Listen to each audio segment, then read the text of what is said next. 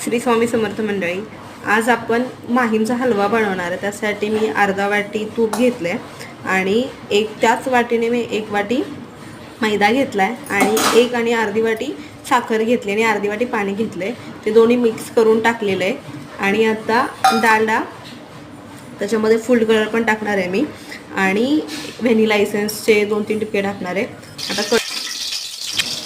आता कढई घेतली मी, कढईमध्ये ते टाकून पूर्ण चांगलं जाळी येतोपर्यंत परतायचं आहे। एक साईडला पाक व्हायला ठेवलाय आणि ते एक तारी येतोपर्यंत शिजवायचं आहे आपल्याला। 2-3 व्हॅनिला एसेन्सचे टिपके टाकायचे, फूड कलर टाकायचा आहे आणि मैदा आपला पूर्ण डालडा एक जाळी म्हणतो ना आपण तशी एकदम येतोपर्यंत भाजायचा आहे।